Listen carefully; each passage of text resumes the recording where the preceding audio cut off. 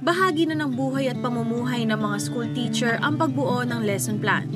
Dito detalyado nilang itinatala ang pagkakasunod-sunod ng mga araling ituturo, paraan kung papaano ito ipapaunawa sa mga mag-aaral at kung papaano matitiyak na naintindihan ang mga itinuro. Pinagpaplanuhang mabuti ng mga guro sa paaralan ang bawat aralin, paraan at resulta na idudulot nito para sa kinabukasan ng kanilang mga mag-aaral. Si Ma'am Evelyn Quetalyas, isang elementary teacher at high school naman na nagtuturo si Ma'am Loida Bautista. Tulad ng maraming school teacher, bahagi na ng kanilang routine ang gumawa ng lesson plan. Yun po yung guide mo po para magturo po.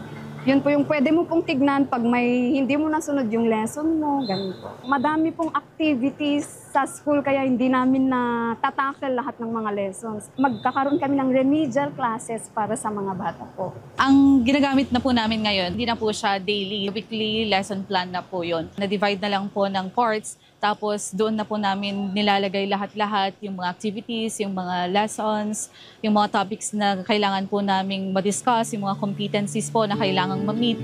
Itinuturing nating pangalawang magulang sa paaralan ng mga school teacher dahil sa kanilang pagtuturo at laging paggabay.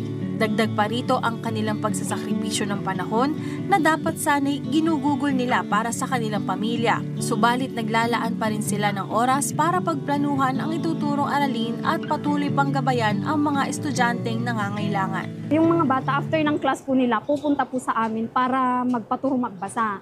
Tapos ilang araw po, babalik, ma'am, kailan ulit tayo magbabasa? Ganun pa ang sarap po ng feeling na gusto nilang matuto na magbasa, ganun po. Fulfilling po, in general po. Kapag nasisiyahan po yung mga bata kapag nagtuturo ako, ganun po.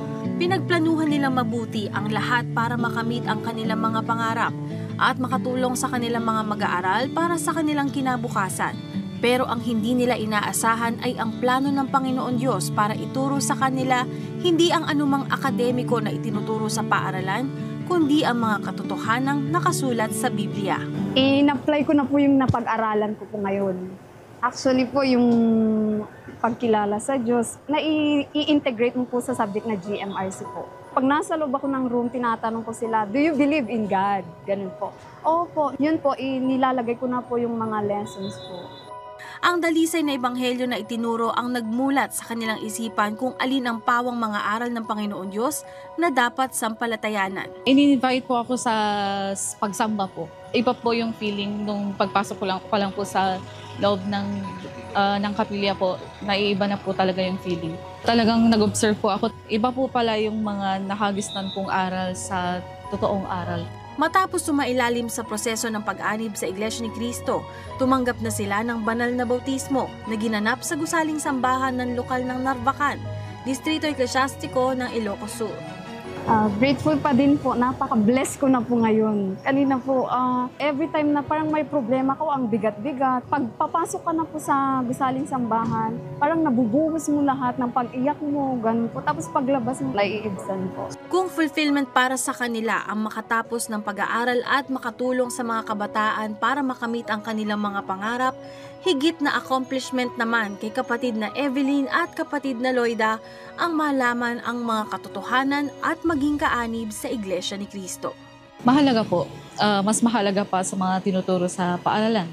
And may babahagi ko po iyon sa pamamagitan ng pag-share po ng mga natutunan ko. Unang-una po sa mga kapamilya ko. Pinagpaplanuhan ng mga guro sa paaralan ang ikauunlad ng kaalaman ng kanilang mga mag-aaral. Nagsisikhay ng kaalaman ang mga mag-aaral para makamit ang kanilang mga pangarap sa buhay. Subalit ang mga aral ng Panginoon Diyos ang tangi nating gabay para maging mabuti ang lahat ng ating buhay at pamumuhay. Simpleng pagkakasulat lang po ng mga aral ng Iglesia sa Biblia po. Doon po mismo.